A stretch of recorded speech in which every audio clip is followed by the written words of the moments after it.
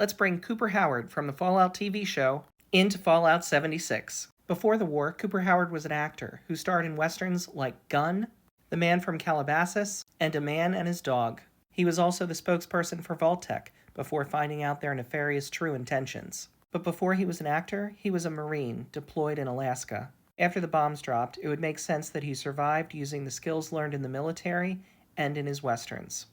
With the Season 20 Glow of the Ghoul update, Fallout 76 gave a huge boost to pistols, so it's the perfect time to make a gunslinger build for Cooper Howard. Yes, he will eventually turn into a gunslinging ghoul, or ghoul slinger, but that's a build for another day. So since Fallout 76 takes place so many years before the TV show, let's pretend that Cooper Howard made his way to the East Coast and spent some time in Appalachia. He set up a Western-themed camp in the Toxic Valley, and with the help of some theatrical raiders, did stage productions of his movies in order to make some caps, all while honing his survival skills. With there being so many changes to perk cards this season, I wanted this build to be as flexible as possible, so I maxed out all of the special legendary perk cards. I didn't use Strength because I want to keep that at 5. Yes, you are sacrificing some of the damage, durability, or convenience perk cards, but you can easily slot them back in if you choose to use the beginner version of any one of the special stats. So with this, you'll have 5 Strength, 9 Perception, 7 Endurance, and everything else maxed out at 15.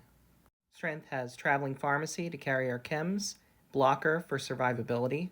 In Perception, we have Night Person for extra intelligence and perception at night, Tank Killer for extra damage on harder enemies, Green Thumb because we're a herbivore, so we'll be picking up a lot of plants, and Awareness, which has changed this season to give you more VATS accuracy based on your perception. Endurance has Chem Fiend so that our berry mentats last longer, Fireproof for survivability, and Starched Genes to keep our mutations. Charisma has Party Boy so that our Sweetwater Special Blend gives us 15 Perception, Inspirational for extra XP, Bodyguards will hopefully be on a fully bonded 4-person team for extra XP. Magnetic Personality, same thing, Charisma now boosts your XP, so that boosting our Charisma will boost our XP. Philanthropist, and I'm sharing that one so that that keeps our food and water meter topped up. Strange in Numbers to boost our mutations. Spiritual Healer, this has changed so that now based on your charisma, this heals you passively. Suppressor, so that if we get into trouble, that will reduce the amount of damage that we are going to take since our endurance is relatively low. And Tenderizer for a little extra damage on tankier enemies. Intelligence, we have First Aid and Field Surgeon to make our stim packs work faster and better. Nerd Rage because we're a low health build. And then we basically have filler perks. The 15 Intelligence is for XP gain. But Demolition Expert in case we want to throw a grenade, but we do not have Grenadier equipped, so you would want to switch that out. Scrapper for convenience, and Gunsmith to help with our durability of our guns.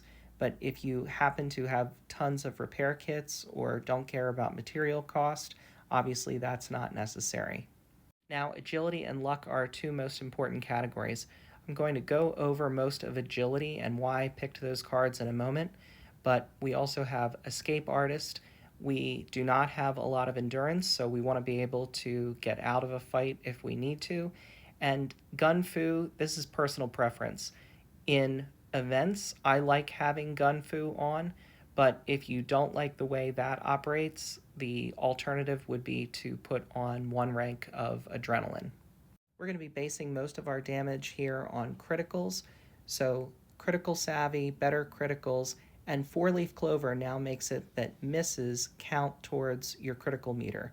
So our luck being above 33, we're going to pretty much assure that every other shot is a critical. Class Freak to mitigate the negatives from our mutations, and Good with Salt because we will be using a lot of food buffs. I experimented with the new agility perk cards with the help of some level 100 supermutants at West Tech, And what I determined was, of the cards available, Gorilla is the one that you really don't need. There really aren't enough slots in agility for everything, so that's the one that I chose to take out. And the reason is, that is one that boosts your damage based on your distance. You have to be close, and close, some other creators have shown, is like 2 foundations. And with our endurance being relatively low, we don't necessarily want to be that close.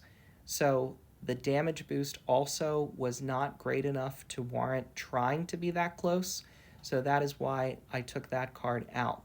Here's a beginner version of the build where I've pulled out 30 special points, so no legendary perk cards, and kept only the most essential cards. For our mutations, we have Adrenal Reaction for more damage at low health, Bird Bones for the extra agility, Eagle Eyes for the perception but mostly the crit damage, Egghead for the extra intelligence, Herbivore, we're going to be using Blight Soup to boost our critical damage, Herd Mentality to boost all of our specials, Marsupial for the extra carry weight and jump height, and Speed Demon, especially to reload faster. For our main weapon, we're using a Furious Western Revolver. The Furious, with the new system, adds 9 to your max stacks for the Onslaught mechanic, and so is the best prefix for single-fire weapons. We're going with extra crit damage for 2nd star and faster reload speed for 3rd star. For mods, we're going with the Calibrated Receiver. I found that works better than the Prime Receiver for everyday use, so unless you're specifically hunting Scorch Beasts, that is the better option. And then the Aligned Long Barrel, Aligned Grip, and Reflex Sight. For a secondary weapon, I chose a Vampire's Western Revolver with 2nd star 50%, that's accuracy, and 3rd star faster reload speed. With this, I would switch out 4-leaf clover for Ricochet, the idea being this is for survivability in events. So think of Eviction Notice, where you are aiming at things very far away and there's a high likelihood that you're going to be hit. So the Ricochet effect will heal you with the Vampire, and you will have a much better chance of hitting things at distance. For armor, I have a full set of Unyielding Alaskan Winter Marine armor. Now, obviously, this is not the best armor, but I had a full set of this from when it first came out and we were testing, and I think for role-playing purposes, it's perfect. You figure maybe Cooper was able to keep his armor and had it in a closet somewhere, so he pulled it out, and now it's going to help him survive. The biggest bonus when this armor first came out was supposed to be the cryo resistance, but that's not really a factor for most enemies in the game, so the major thing is that it's just unyielding. I didn't even worry about the other stars on the armor, so this truly is just for role-playing purposes. If you really want the best type of armor for this type of build, it would be Unyielding Secret Service.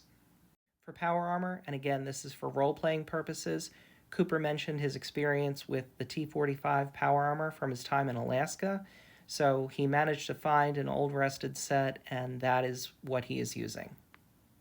I really loved the Fallout TV show, and Walton Goggins' portrayal of Cooper Howard, for me, was the highlight.